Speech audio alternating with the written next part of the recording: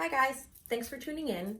So basically, I'm having some cosmetic surgery in about 30 days or so, and I wanted to chronicle my journey. This is going to be a multi-part series as I don't want to make videos that are over half an hour long. I just think that people get bored and they don't want to watch them. So I'm having a tummy tuck with a lipo 360, also lipo 360 under my chin. I'm having a fat transfer, which is going into my new bum. I have a lot of love to go around here, and I feel that it could be a lot better used or redistributed to where I really need it. I'm 42. I have 6 kids. I had 3 C-sections. So although I haven't always been very big on exercise, I've been exercising leading to my surgery, and I do notice a difference. However, because I've had so many surgeries, they've cut into my muscle several times. There's a lot that I'm not going to be able to achieve as far as how I want to look in the future because, my muscle's already been cut several times, and, I'm always going to have a little fuka, as I call it, of some kind.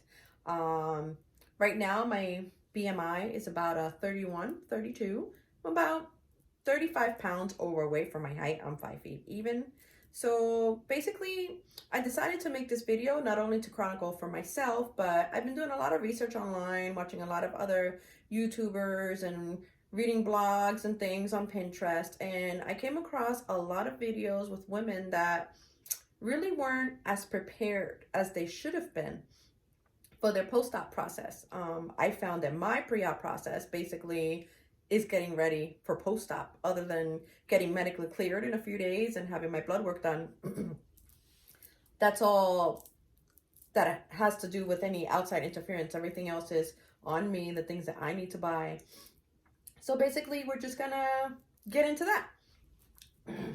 So I have this lovely giant purple duffel bag. I'm not going to pick it up. It's a little heavy. It does come with wheels, and you can, pull it around if you were going to the airport. Basically, I purchased the bag in that specific size because I purchased these. I have 2 of them, but I'll just show you one. They're extra fluffy bolsters. They're, I believe, 27 inches long. I have 2 of them. And the bag is 28 inches long. So side by side, these bolsters fit great. However, I realized that once I started to put all of my other post-op supplies in there, that wasn't gonna work. Somehow I have a lot of post-op supplies, and these just don't fit, but they do have a handle, so that's how they're gonna get carried.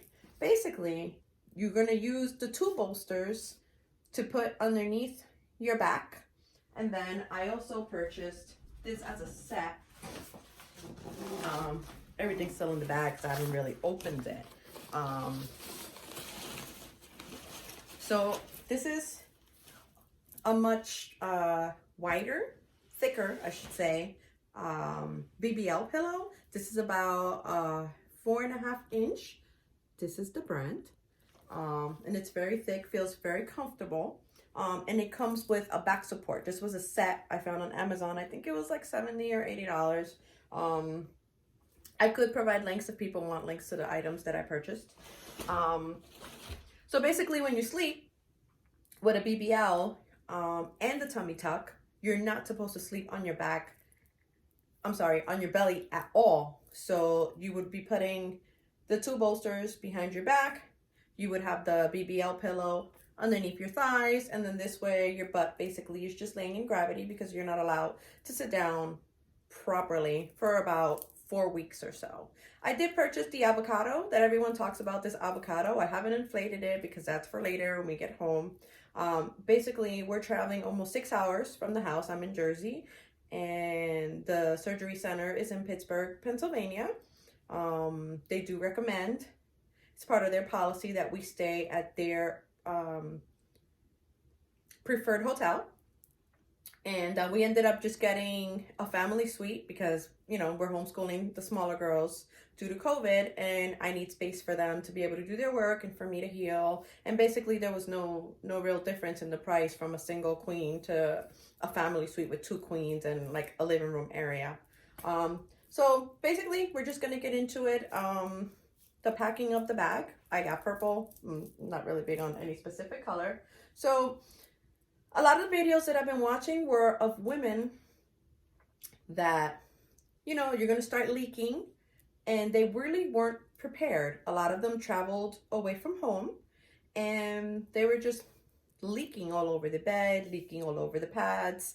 Some of the girls leaked on hotel mattresses, and I'm all about PPE and being protected. I'm in the medical field, and I'm like, if they would have been better prepared, they would have had a little bit of a more better experience. A lot of people say don't buy your second faja, your garment.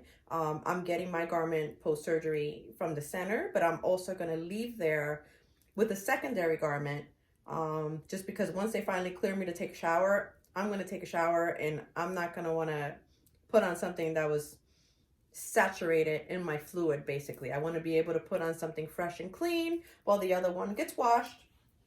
So I haven't purchased one for after the stage 1, because there's stage 2, stage 3. So basically, I love Dawn dish detergent. So in order to clean the faja, I got Dawn, I got peroxide. Everybody talks about these two. Each costs $1, so you're not spending a lot of money there. And it might seem like I have a lot of things on the table, but these were all things that I bought on sale. A few things came from like Walmart, ShopRite, but for the most part, the bigger items, those all came from Amazon. I hate shopping. I hate going to stores. I just want to click a button and have it delivered to my house with Prime the next day or 2 days later. So basically, you're staying in a hotel, or maybe you live nearby. Either way, your space should be as clean as possible. So, disinfectant wipes, we have Lysol, hand sanitizer, bring some napkins. I also have in the bag already just the 13-gallon garbage bags. You have to also be mindful, I mean, at least I am, that there's housekeepers that they don't sign up to put their hands on bodily fluids. They don't work at a hospital, and you should be mindful that now you have all these saturated pads, and you should dispose of them properly. Those rooms don't come equipped with big bags, so I'm just choosing to take some bags with me that are a little bigger that we could go dispose of in the dumpster on our own. These are my bodily fluids. I don't think that anybody else should have to handle those things, because that's not part of their job description, but that's just me. That's just like my little thing of, being mindful of others, because that's not part of their job, like I said. So basically, the morning of, you're going to have to take your antibacterial bath. Got to get some Dial. And once you take your shower, you can't put on lotion, nothing that's scented, no deodorant, no perfume. Your body has to stay clean. And since my kids are coming, and hubby, take some Irish Spring. That's the one they like. We have shampoo, conditioner here. You're not going to be able to really take a shower or a bath. Forget about that. For maybe up to 3 days, depending on your surgeon. So I just got Summer's Eve. I love everything that's lavender scented, so I saw these and I picked them up. We got some little travel size deodorants. And I got toothbrushes and toothpaste, and everybody forgets about these when they travel. Gotta have some cotton swabs for your ears. Let's see here. Also, it's been recommended by many people that you should get a female urinal. This one is silicone, very easy to clean, had very good reviews. They do have a different style where it's more of a plastic one that has a container attached to the bottom for disposal, but I want to be able to walk around and go to the bathroom. You're supposed to walk for 10 minutes every hour while you're asleep, and for as long as I can walk around and do this, all of the fajas come with a zipper at the bottom, so you're not completely removing it. You're just opening it and squatting or standing, however you choose to go. And for the most part, with number 2, you're gonna most likely be constipated afterwards, so they say that you should bring some type of stool softener. We'll see about that. I also got these bendy disposable straws. They're compostable, have to think about the environment and our sea creatures. I also got actual baby wipes, just, if you need to freshen up and the Summer Sieve. Those are very small and they get dry quickly, and baby wipes, basically. You're taking a baby bath. Let's see here. I got a 6-pack of these, which are basically hospital style grippies, but you know, these are a little more fashionable. They come in a lot of colors. This was a 6-pack that I got from Amazon. And then I got compression socks. This was a 6-pack as well. And they're just cute little patterns. You got hearts and snowflakes and this. They're really cute. Like I said, they come in a lot of colors, but you're going to need compressions. And if you're leaking all over the place, they're going to give you white. You might not want to have white because it's a little more visible. You might feel dirty. No one wants to feel dirty. Let's see here. So for the bed, because you should be making your bed the morning of. When you get up, leave everything set up. You're not going to want to do this later. And although you're supposed to have a travel companion, someone that could nurse you basically the first 24 to 48 hours, it's always a good idea to be self-sufficient if you can. Either way, I got 50 of these to start. These are, what brand is this? Spirit. This came from Amazon. But you can use wee-wee pads for dogs. Like it's basically, it's all the same, but just leave everything spread out for yourself. You should also get, which I haven't gotten yet, because I want to see exactly how thick the mattress is when we get there. Some people recommend getting a clear shower curtain liner, but that's going to make a lot of noise. So I think I'd rather get like a plastic mattress protector and then just get an additional extra fitted sheet to go on top of that. I am also packing, you know, like a little cheap fuzzy blanket that I don't really care too much about, and you know, to probably put that on the bed as well. I'm just real conscious about leaking on things that belong to other people. And what happens if you stain the mattress? Are they going to charge you more money? Nobody wants to have to worry about that. You're spending thousands of dollars on a surgery, and now you got to worry about, you know, causing damage to hotel property. Let's see what else we got here. So I have 2 different ones here. I got these foam boards, and I'll explain in a minute what they're for. And then I also got this, which is a separate set. So these are molders. So this is an abdominal molder. That's the Faja brand, is M&D. Has a lot of good reviews. I haven't tried it yet, so I don't know if I'm gonna like them or not.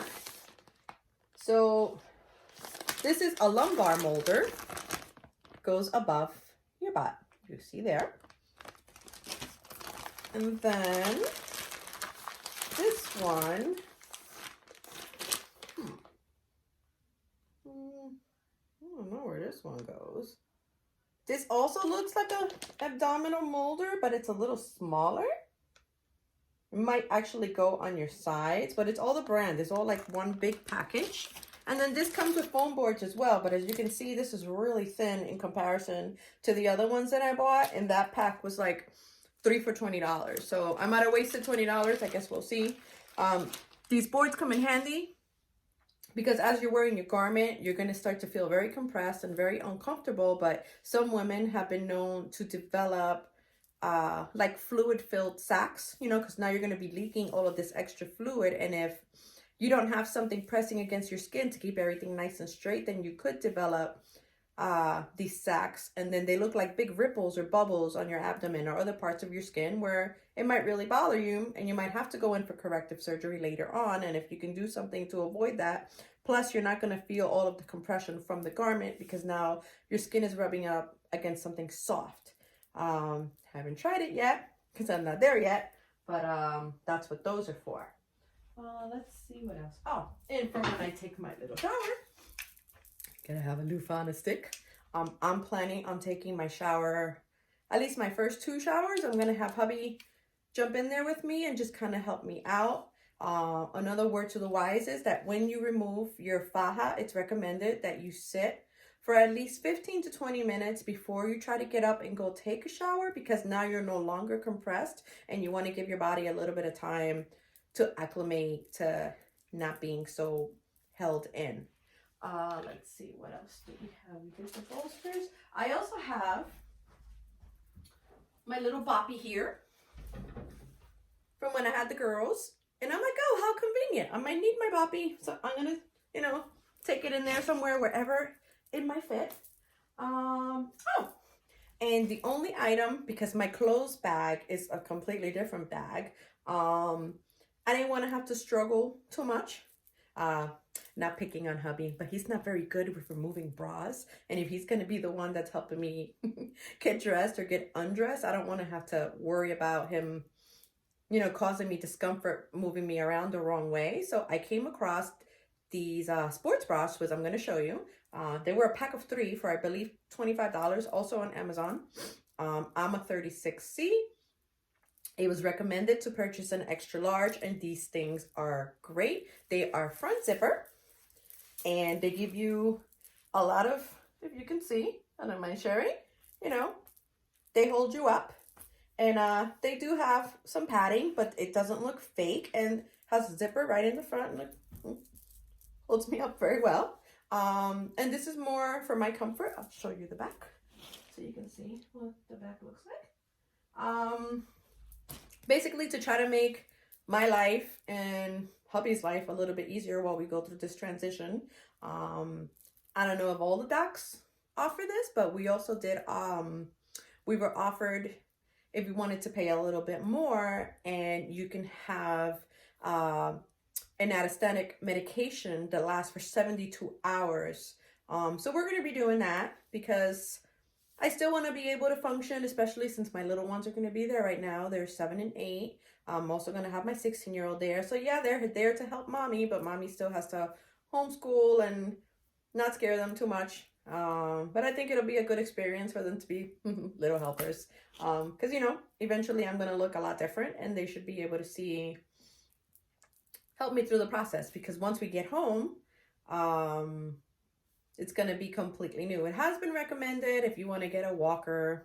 I don't really want to get a walker. But if I have to, I will. We'll see. Like, we're going to be near a Walmart and a Target once we get there. And that'll be a completely different video. I don't want to purchase anything as far as eating and drinking, food, because they have different rooms there. Some rooms come with mini fridges. Some come with regular size fridges. And we're going to be a big family. So I don't want to purchase anything like that until we actually get there and I see the space. And then that way we'll just go shopping as soon as we get there. Basically, this is my Valentine's Day present because we're leaving Valentine's Day morning. Trying to see if there's anything else that I didn't show you. Oh, also, I don't think we're going to need these right away, but I got these bandage scissors. Hubby and I are in the medical field, so we're going to be allowed to remove my drainage tubes when the time comes. My surgery is on Monday, and we're checking out at the hotel on Saturday. So basically, for the practice I'm working with, you're expected to be there anywhere between 5 to 7 days, but that's not enough time for the tubes to get surgically removed by the doctor.